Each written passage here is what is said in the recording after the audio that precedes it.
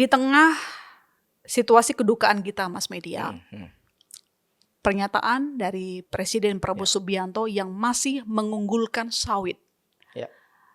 Bagaimana Anda merespon pesan dari Presiden yang konsisten? Ya. Bahkan setelah pulang dari lokasi bencana, bilang mengunggulkan sawit.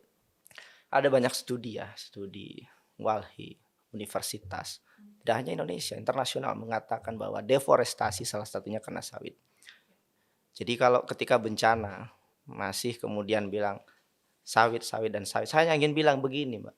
Untuk semua pemimpin publik, anggota DPR, termasuk presiden sekalipun, kalau bukan periuk nasimu yang diterjang banjir, kalau bukan mamamu yang meninggal, kalau bukan rumahmu yang hilang, kalian nggak akan paham sakitnya pada saat bencana itu.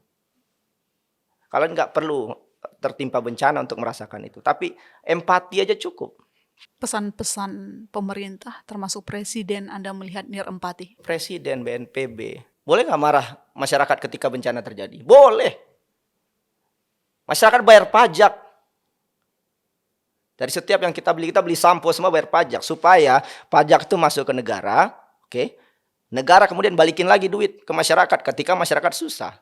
Sumbar itu dipotong 2,5 T kalau nggak salah efisiensi anggaran. Aceh itu 2 triliun. Sumut itu 1,1 T. Sekarang anggaran yang balik ketika bencana tadi hanya hitungan miliar hari ini. Mereka udah potong duluan. Bisa balik lagi nggak? Ini kita bernegara.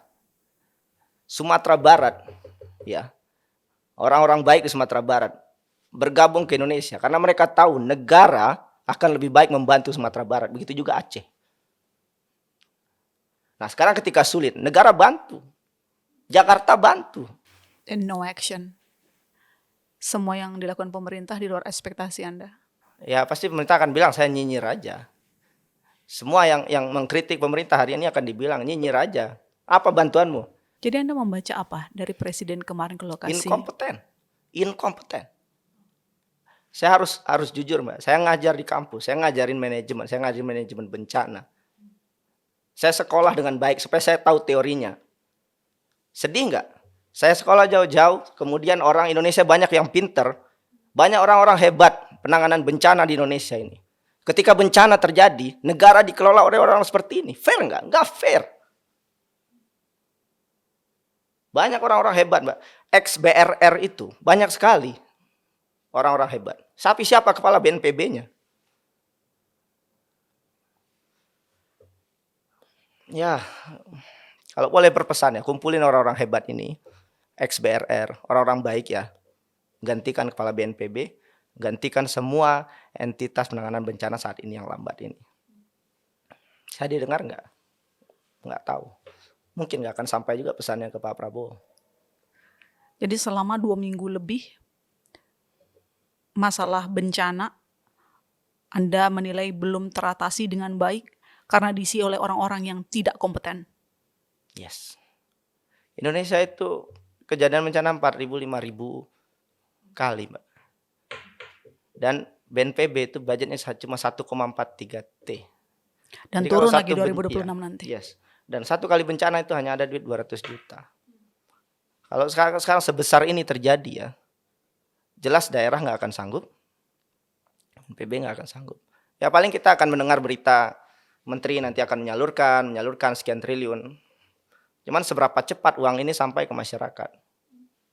Nah di situ kita butuh leadership. Dan saat kita butuh leadership, kita butuh bos, kita butuh komando yang memimpin ini ya. Pak Prabowo kan ke Pakistan.